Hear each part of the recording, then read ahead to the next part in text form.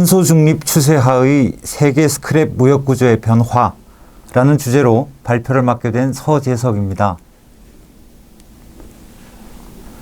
저는 지난 25년간 한국, 일본, 중국에서 스크랩에 관련한 비즈니스를 해왔지만 전문 연구자도 아닌데 이런 발표의 기회를 주신 스틸앤스틸에 감사드립니다. 발표의 내용은 우선 철 스크랩의 수요 공급을 계량적으로 분석해보고 현재의 철 스크랩의 세계 무역 동향을 알아본 후 우리에게 주는 시사점을 검토해보는 순서로 발표하고자 합니다. 철강 산업은 발전 산업을 제외한 산업군 가운데 이산화탄소를 가장 많이 배출하는 산업입니다. 이산화탄소 발생 저감이라는 국제적인 합의 하에서 스크랩 자원이 재평가받고 있습니다. 왜냐하면 같은 물량의 철강을 생산할 때 스크랩을 사용하는 전기로 제강의 이산화탄소 배출량이 코크스 환원법의 고로 제강의 4분의 1에 불과하기 때문입니다. 이에 세계 고로 각사는 스크랩의 배합비를 높이려는 노력을 경주하고 있습니다. 또한 기존 스크랩의 구매자이던 전기로 제강사와 경쟁을 하는 양상도 일부 나타나고 있습니다. 다음으로 스크랩의 공급 측면을 알아보겠습니다. 스크랩의 발생의 원천은 각 나라의 철강 축적량에 근거합니다. 각 나라에 축적되어 있는 철강의 일정한 비율이 매년 스크랩으로 발생합니다. 또한 제강 과정이나 철강 가공 과정에서도 스크랩이 발생합니다. 전문가의 연구에 따르면 현재 전 세계의 철강 축적량은 약 330억 톤이고 매년 약 2%가 스크랩 자원으로 발생한다고 합니다. 그 양은 연간 6억 5천만 톤에 달하는 것으로 알려져 있습니다. 이러한 추세가 계속되면 철강 축적량은 매년 10억 톤 이상 늘어나고 스크랩 자원의 발생은 매년 2천만 톤 이상 증가합니다. 매년 한국의 연간 스크랩 소비량에 버금가는 물량이 늘어나게 되는 것이죠.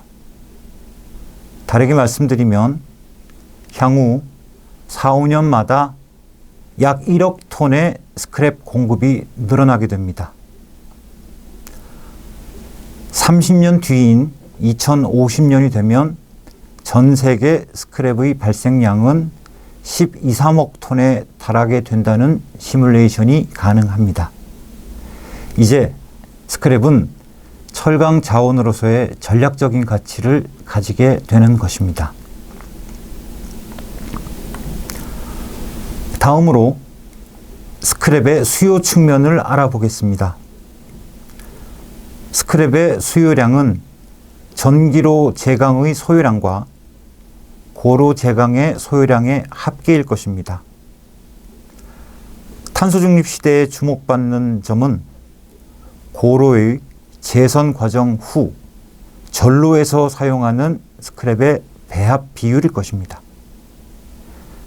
자료의 표는 일본의 고로의 스크랩 배합비를 나타내는데요.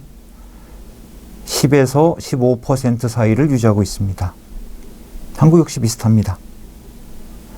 현재 각국의 고로 각사가 스크랩 배합비를 20%에서 25%, 심지어는 그 이상으로 상향하려고 하고 있는데 이에 따라 스크랩의 수요량은 급격히 늘어날 것입니다.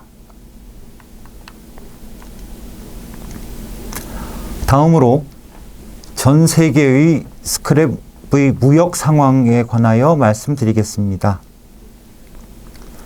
말씀드린 전 세계 스크랩 발생량 6억 5천만 톤 가운데 자국에서 발생하여 자국에서 소비되는 물량 5억 5천만 톤을 제외한 약 1억 톤이 통계상 국경을 넘어 수출입이 되고 있습니다.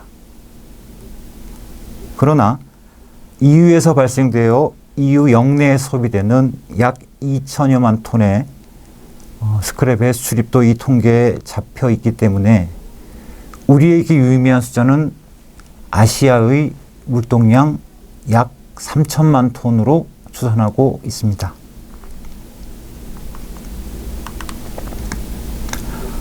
다음은 각 나라별로 상황을 알아보도록 하겠습니다.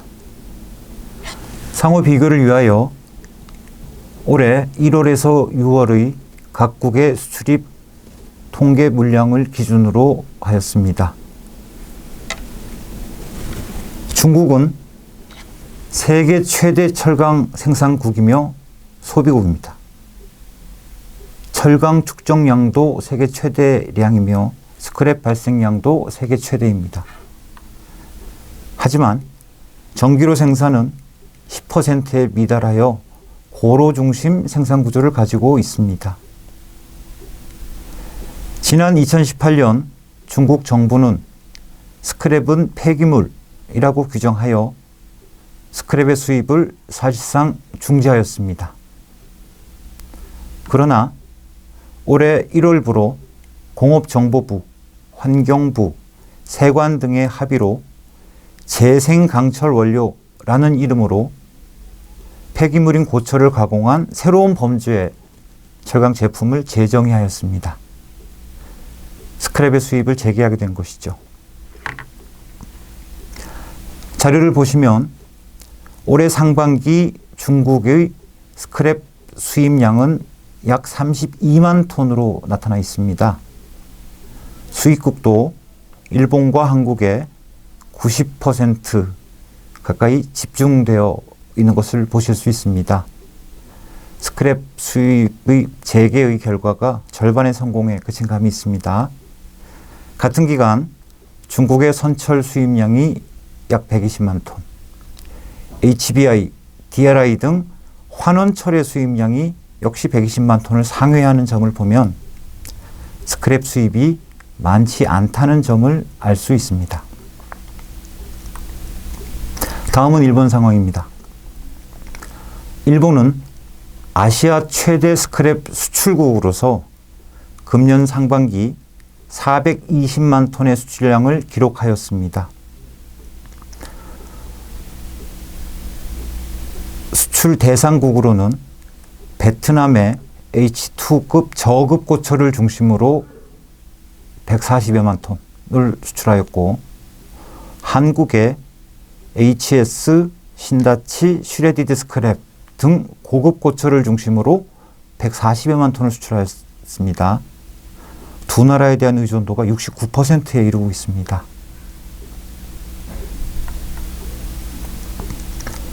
다음은 한국 상황을 알아보겠습니다. 한국은 금년 상반기 210만 톤의 스크랩을 수입하였는데요. 일본에 대한 의존도가 69%에 달합니다. 한국철강협회의 자료에 의하면 2020년을 기준으로 국내 발생량이 약 85%, 수입 스크랩량이 약 15%로 나타나 있습니다. 한국의 철강 축적량이 7억 5천만 톤 정도로 늘어나면서 국내 발생량이 늘어나 스크랩의 수입 의존도가 줄어들고 있는 것이지요. 뒤집어 말하면 스크랩의 자립도가 올라간 것입니다. 그러나 향후 고로의 스크랩 배합비가 증가하고 또한 새로운 전기로의 신설 등 산업적인 이슈가 발생할 경우 스크랩의 자립도는 낮아질 수도 있겠습니다. 다음은 여객 국가이지만 미국의 상황을 살펴보도록 하겠습니다. 올해 상반기에만 미국은 930여만 톤의 스크랩을 수출하였습니다. 여전히 스크랩 세계 최대 수출국의 지위를 가지고 있다고 할 수 있겠습니다. 참고로 이 물량은 미국 서부, 즉 태평양 연안 물량이 약 30%를 점하고 있고, 미국 동부, 즉 대서양 연안의 물량이 70%를 기록하고 있습니다. 다음은 대만과 베트남의 상황입니다.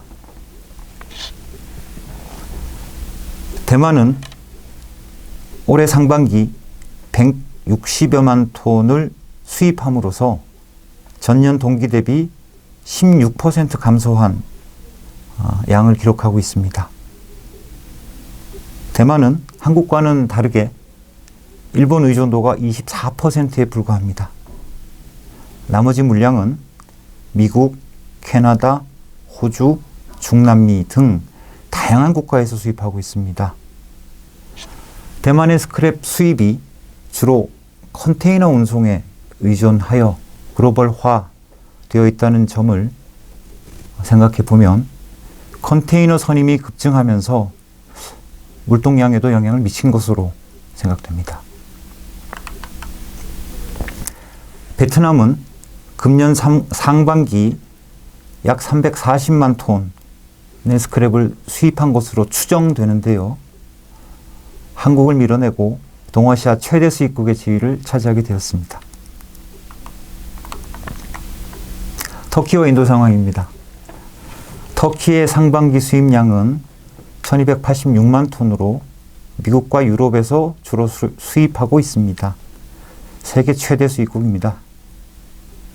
인도는 중동, 유럽, 미국, 아시아, 호주 등 세계 각국에서 상반기 약 300만 톤을 수입한 것으로 추정됩니다.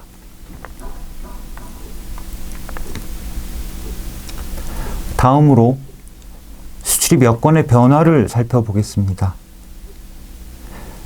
수출입 여건의 변화의 가장 큰 요인은 수출입 물류 비용의 폭등입니다.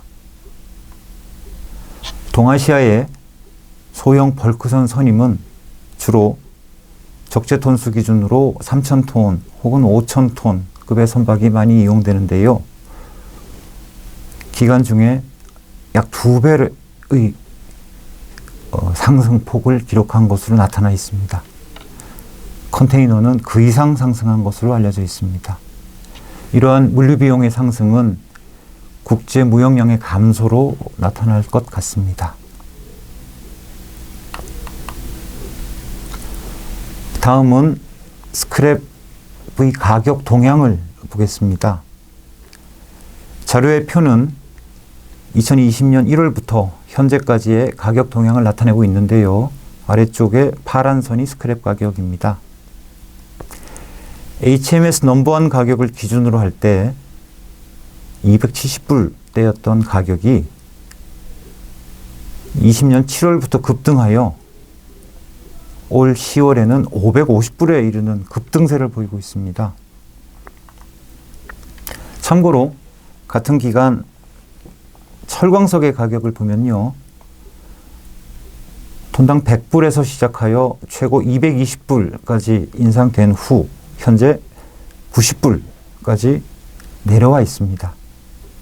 철광석과 스크랩이 서로 다른 가격의 움직임을 보이고 있습니다. 다시 스크랩 이야기로 돌아가서요. 한국과 중국의 고로가 중량 노폐 고철을 선호함에 따라서 하급 고철과의 가격폭, 스프레드가 대폭 확대되고 있습니다. 그 가격 차가 일본 수출물의 경우 3,500엔에서 7,000엔으로 배 이상 확대되어 있습니다.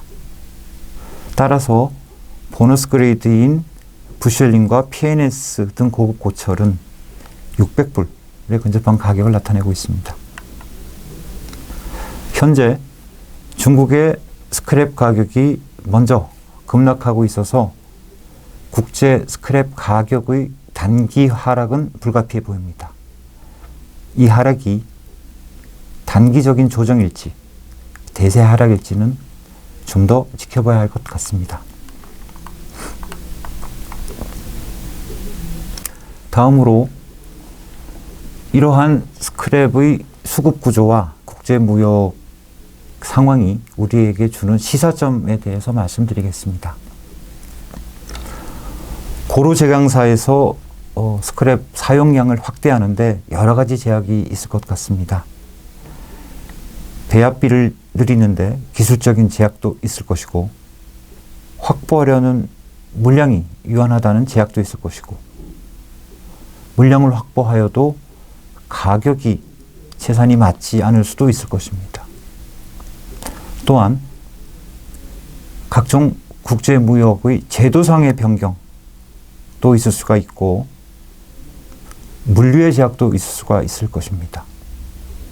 이러한 여러 가지 제약을 극복하여야 스크랩 배합비를 늘리고 이산화탄소 발생을 줄이는 결과를 맞을 수 있을 것입니다. 현재 스크랩 수입국을 중심으로 스크랩 자원의 품질 관리 규정을 강화하는 움직임이 있습니다. 중국을 시작으로 인도네시아, 말레이시아, 인도까지 이러한 움직임을 보이고 있습니다. 반면 스크랩 수출 국가에는 스크랩 자원의 해외 유출을 경계하는 움직임이 있습니다. 대표적인 경우가 EU의 경우인데요. EU의 Waste Shipment Regulation, WSR의 개정 움직임이 있습니다. WSR이 개정될 경우 스크랩의 역외 수입 금지 등 내용을 포함하는 중대 변화가 예상되는데요.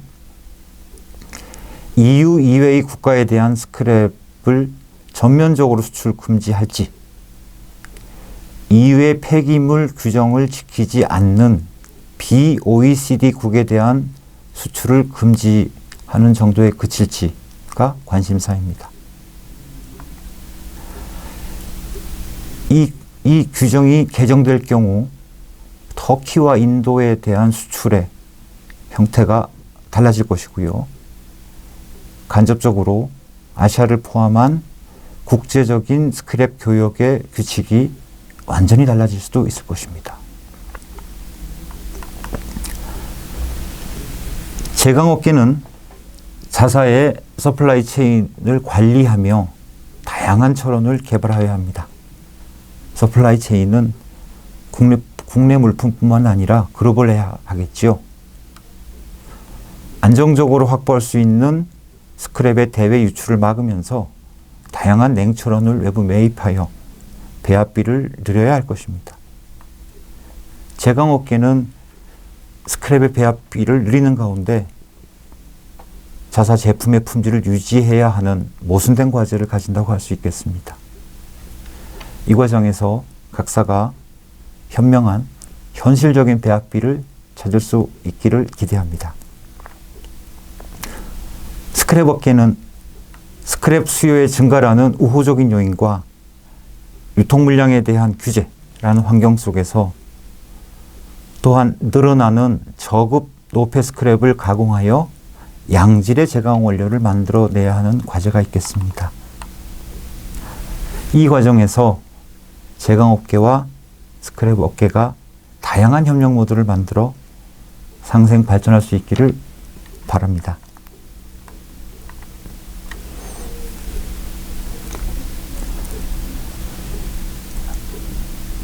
다음으로 장기적인 전망에 대해서 말씀드리겠습니다.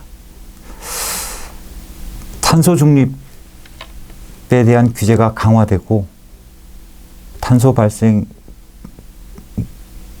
비용화가 점점 높아지면 고로 제강과 전기로 제강 산업 간 경쟁력에 변화 요인이 생길 것입니다. 전기로 제강 산업의 경쟁력이 강화되겠죠. 한 세대가 지난 2050년이 되면 스크랩 발생량이 12~13억 톤에 달하게 됩니다. 이제 스크랩 자원은 제강 산업의 핵심 경쟁력이 되는 것입니다. 전기로 산업과 고로 산업 그리고 원료 산업의 균형 있는 발전을 응원합니다. 장시간 경청하여 주셔서 감사합니다.